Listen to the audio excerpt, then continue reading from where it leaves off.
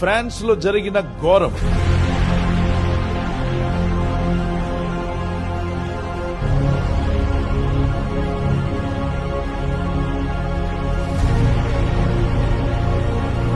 Olympics opening కి యేసుక్రీస్తు ప్రభువారు ప్రభుబల్లిచ్చేటువంటి లియోనార్డో డావిన్సీ వేసిన చిత్రపటం ఉంటుంది. యేసు ప్రభువారు మధ్యలో ఉండి ఇటువైపున 6 శిష్యులు, ఇటువైపున 6 శిష్యులు ఉండి ప్రభు మధ్యలో ఉంటాయి. ద లార్డ్స్ కమ్యూనియన్ ప్రభు అని యేసు కండక్ట్ చేస్తాడు ఆయన శిలువ మరణానికి ముందు రోజు రాత్రి. ఆ దృశ్యాన్ని వీళ్ళు తీసుకొని అపవిత్రమైన కార్యక్రమాల్లో పాల్గొనేటువంటి స్వలింగ సంపర్కులను సమకూర్చి వాళ్లతో యేసు ప్రభువారి యొక్క లార్డ్స్ కమ్యూనియన్ టేబుల్ ని అవమానకరంగా ఎప్పుడు చరిత్రలో చూడని రీతిగా దేవుణ్ణి ఎగతాళి చేస్తూ మేకింగ్ ఎ మోకరీ.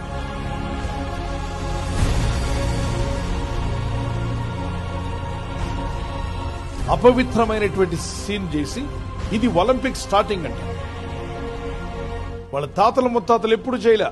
దేవుణ్ణి గౌరవిస్తూ వచ్చారు. ప్యారిస్ లో ఒలింపిక్స్ జరిగింది 1924లో. అప్పుడు ఎంత పద్ధతిగా చేసుకున్నారో చూడండి. ఫుల్ డ్రెస్సులతో మగాళ్ళు గాని ఆడవాళ్ళు గాని ఒక పద్ధతి. అప్పుడు బైబిల్ చదివేవాళ్ళు, ప్రార్థన చేసేవారు, చర్చెస్ కు వెళ్లేవారు, ఆరాధన చేసేవారు. కాబట్టి ఫ్రాన్స్ ఒక అగ్రదేశంగా మిగిలింది. అప్పుడు ఒలింపిక్స్ అలా జరిగింది. ఇప్పుడు బైబిల్ చదవడం మానివేసి, ప్రార్థనలు మానివేసి, చర్చికి వెళ్ళడం మానేశాక ఎంత దుర్భరమైన స్థితి ఏర్పడిందో చూడండి. దేవుణ్ణి అగౌరవపరిచే తరం, అపవిత్ర తరం, భక్తులందరూ ఏలెత్తి చూపిస్తున్నారు. మీకు ఇంకేం పని లేదా? ఒకప్పుడు ఎలా ఉన్నది మన ఫ్రాన్స్? ఒకప్పుడు ఏ విధంగా ఉండేవాళ్ళు? ఎంత దిగజారిపోయారు మీరు. నైతిక విలువలు పోగొట్టుకుని అపవిత్రమైనటువంటి కార్యక్రమాలు, దేవుని ఉగ్రతను తెచ్చుకున్నారా, చాలా ప్రమాదంలో పడతారు మీరు. ఆ తర్వాత ఏమైందో తెలియదు కానీ ఫ్రాన్స్ అంతా కరెంటు కొట్టేసింది. ఎప్పుడు పోదు వాళ్ళకి, పోతే వెంటనే వచ్చేస్తుంది కరెంట్. చర్చ్ ఉన్న దగ్గర లైట్ ఉంది, కరెంట్ ఉంది, మిగిలిన పట్టణం అంతా కరెంటు పోయింది. ఇది దేవుని ఉగ్రతలో భాగం కాదు, ముందుంది ముసళ్ళ పండుగ. సొదొమ అండ్ గొమొర్రా ఇలాంటి పనులే చేశారు. సగం బట్టలేసుకొని అపవిత్రమైన పనులు చేస్తూ మగాళ్లతో ఆడవాళ్లతో అపవిత్రమైన దేవుడు పెట్టిన నేచర్కి విరోధంగా చీకటి మార్గములు, చీకటి తలంపులు, చీకటి ఆలోచనలు రానిచ్చారు.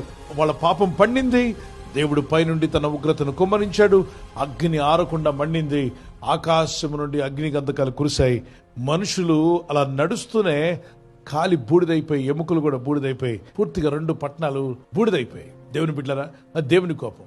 ఇలాగే రోమన్స్ కూడా యేసు ప్రభువారిని సిలువేసిన తర్వాత అక్కడ ఉన్న అధికారులందరూ కూడా ఒక పట్టణానికి వెళ్లేవారు. ఆ పట్టణంలో అన్ని రకాల చెడ్డ కార్యక్రమాలకు పర్మిషన్ ఉంటుంది. వాళ్ళు ఏం చేయాలన్న పర్మిషన్ ఉంటుంది. మిగిలిన ఏ పట్టణంలో ఉండదు. పాడు పనులు చేస్తూ రకరకాలుగా అల్పకాల సుఖభోగాల్లో ఆనందిస్తూ ఇదే జీవితకాంతం ఉంటుందని అనుకుంటూ ఉండగా ఒక్కడు కూడా తప్పించుకోకుండా ఒక పర్వతం పగిలింది. ఆ పర్వతం పగిలితే అగ్ని పర్వతం పట్టణం చుట్టూ కూడా చుట్టేసింది. కొంతమంది బోట్లలో పారిపోవడానికి చూస్తే సునామీని పంపించాడు. అట్నుండి ఎక్కడికైనా పోతారని సముద్రం ఇసిరి పట్టణంలో పడేసింది. పట్టణం అంతా కూడా పైనుండి అగ్ని కురుస్తూనే ఉంది.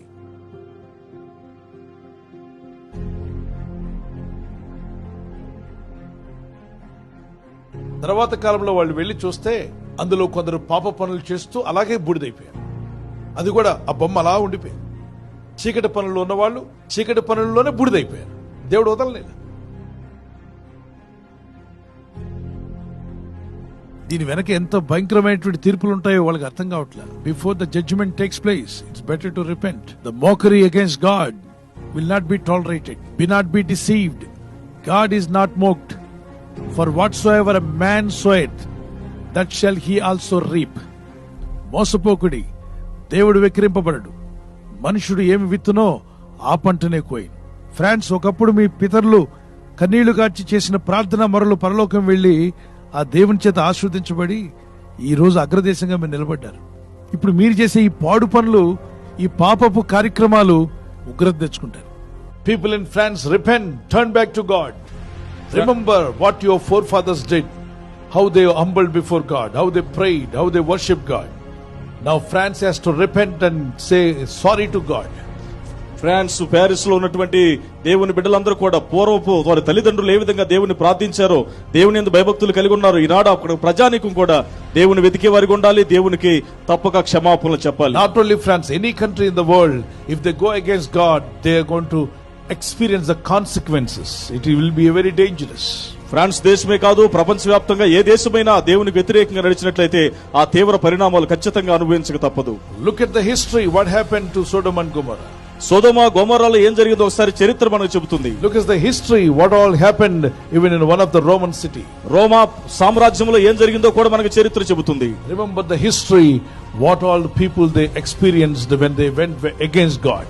దేవునికి వ్యతిరేకంగా వెళ్ళిన వారు ఏమైపోయారో చరిత్ర ఆధారాలు మనకి Better to తెలియజేస్తున్నాయి. repent and come back to God. వెంటనే మనం పశ్చాత్తాపడాలి, దేవుని వైపు తిరగాలి.